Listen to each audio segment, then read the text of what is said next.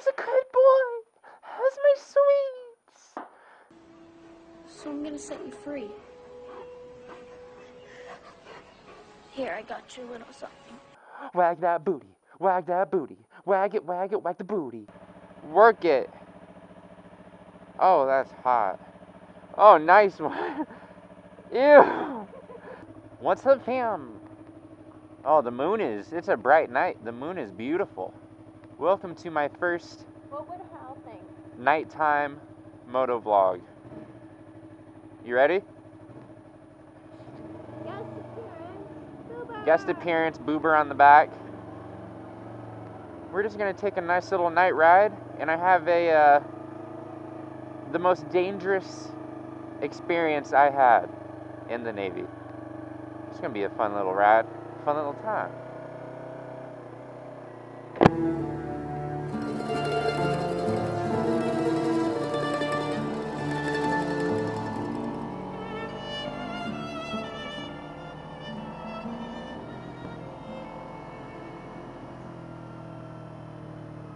Alright, so the setting.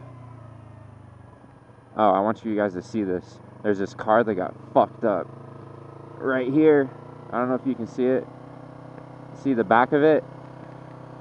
Got destroyed and somebody hit it. Brand new car. Oh, you hear that exhaust? Sounds good. The Akrapovich. So let me give you a setting to this story. It was my first deployment.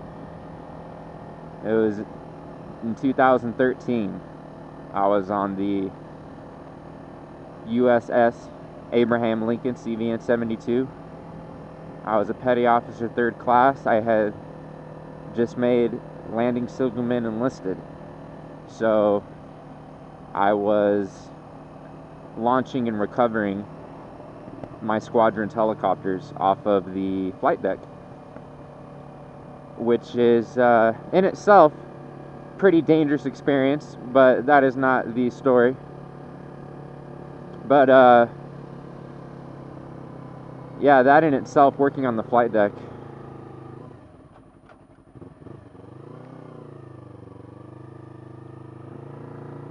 Alright, let me get through that little hill stoplight.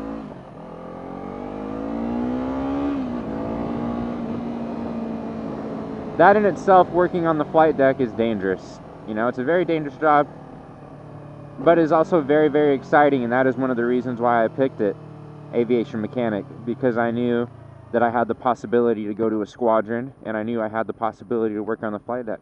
So I set myself up picking my job to give myself the biggest chance to do that, and I got to do that. I was a part of a helicopter squadron, just as I told you guys. I was working as a landing signalman enlisted. I had just earned that qualification. Oh shit. I don't know if the light sensor is going to pick us up. Babe, you might have to get off and run around. Activate the light sensor. Babe. No, it's not going to... Alright. Never mind. I just wanted to see you run around.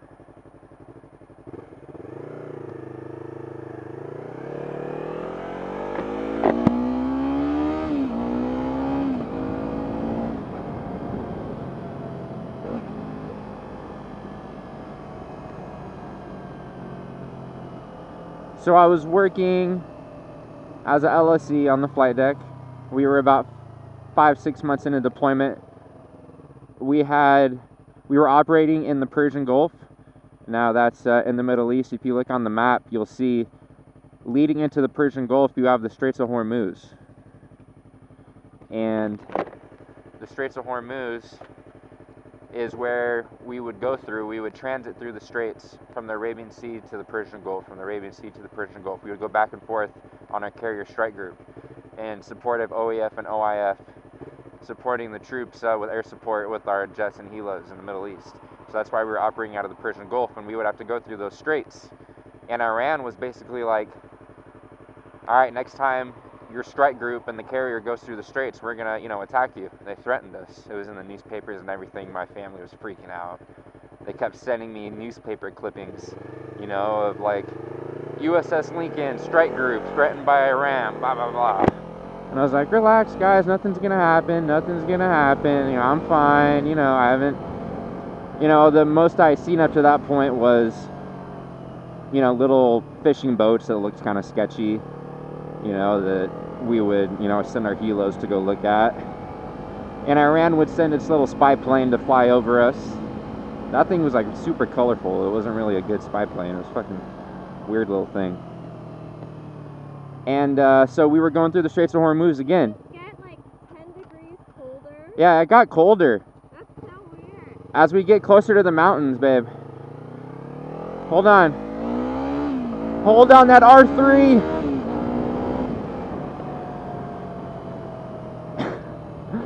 It's, it's not this bike. Huh? Here. Oh, I want to go up here. So, we were going through the Straits of Hormuz. Iran had threatened us. And basically, when you go through the straits... Oh, this is a little twisties. When you go through the Straits of Hormuz, there's no air support allowed. I've never been back here. Yeah, it's pretty cool. So there's no air support allowed, which means we can't fly our jets overhead. We were only able to fly our helicopters. So that meant it was like all up to my squadron and all up to HSC-12. HSM-77 and HSC-12, we were the ones, the strike group was depending on for air support. We also had the destroyer behind us and a cruiser in front of us and a sub below us. But for air support wise, it was just us helos. So that meant I got to be up on the flight deck. The flight deck was secured, but for only a very select few of us, because I was at LSC, I got to launch and recover those helos that were flying and circling around us. Oh shit. This is cool. You've ever been here, babe? No. Where are we? I don't know, we're up in the hills. So we're going through the straits. I'm up on the flight deck working, launching our helos. They're circling around, just patrolling as we're going through, getting closer to the Persian Gulf. And out from the distance, we see these 10 little speedboats coming at us. And I was like, no way, dude. Me and my friends were all like, no way, they're not coming for us. There's no fucking way. And they get closer, and as they keep getting closer and closer, they're all in a straight line coming at us. And I'm able to start to see they have 50 cals mounted on the front of these little speedboats. And I'm like, oh fuck, dude, shit's about to go down. Like, we're all freaking out. The mic, everybody on the mic's going crazy. Like, oh shit, there's fucking speedboats coming at us. And they do an alert. Oh fuck, where am I going? They call an alert 5. Alert 5, alert 5. So that meant our F-18s got manned instantly. Alert 5s, the F-18s are sitting on the catapult getting ready to launch.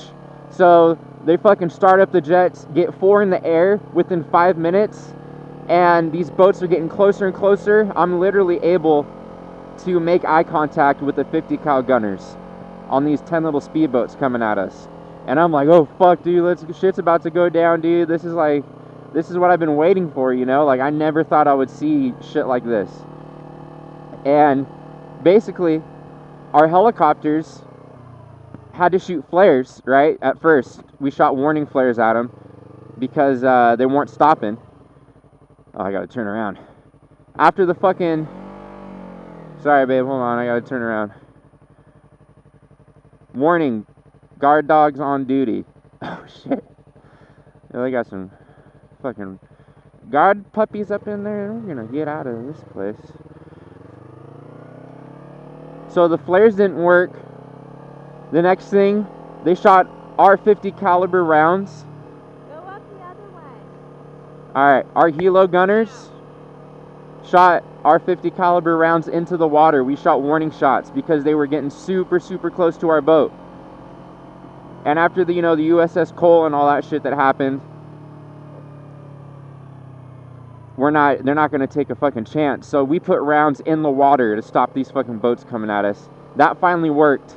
They did a fucking 180 and all 10 of those boats dipped out the other way. But holy shit. Oh, it's a dead end. Hold on.